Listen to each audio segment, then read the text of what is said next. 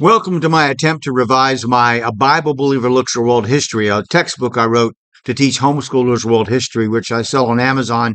And I'm trying to revise it, going over different things. There's things I want to dig into deeper, might change some things, but I'm using this by speaking it. It helps me to get my mind formed around the subjects I want to look at more deeply. Now, I want to talk about Babylonia.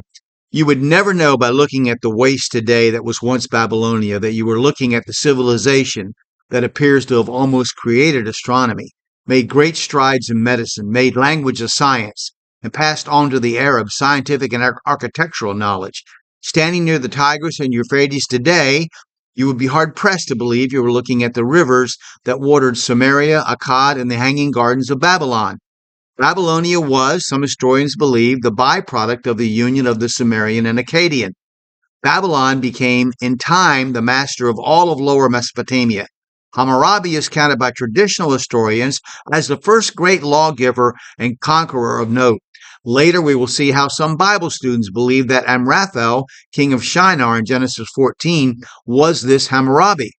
Hammurabi is given credit for the writing of a code upon which all Babylonian law was based. At least we are often told this in high school and college. However, according to ancient Near Eastern expert Daniel Snell, as well as Bienkowski and Millard in their Dictionary of the Ancient Near East, it was not really a code and was, quote, not intended to particularly be a collection of all kinds of provisions that were to be enforced in Hammurabi's domains. Neither was it a reform of the various city legal systems that Hammurabi united politically, unquote. That's from Life in the Ancient Near East, page 60. The so-called code found on one stone monument found at Susa and was a model of his idea of justice. But there's no evidence anywhere that this code was ever enforced as law by any court.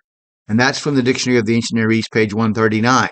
One side of the monument shows the king receiving the code from Shamash, the sun god, Shamash.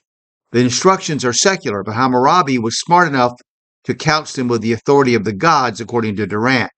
The Babylonia that Abram left, represented a pitch of civilization which has never been equaled or surpassed in the Middle East, according to Christopher Dawson in his book, Inquiries into Religion and Culture, although many would argue that Persia under Xerxes I would refute that conjecture. The constant competition between Egypt and Babylon and the occasional invasions by barbarians, Hyksos in Egypt and Kassites in Babylon, for example, is revealed in the Amarna letters,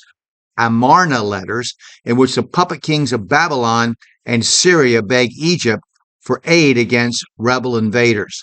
Now, I'm going to stop there and pick it up with who the Babylonians worship next, sacred prostitution, things like that are very important. And then we'll go on from there. So if you watch this video, please click like and subscribe or follow.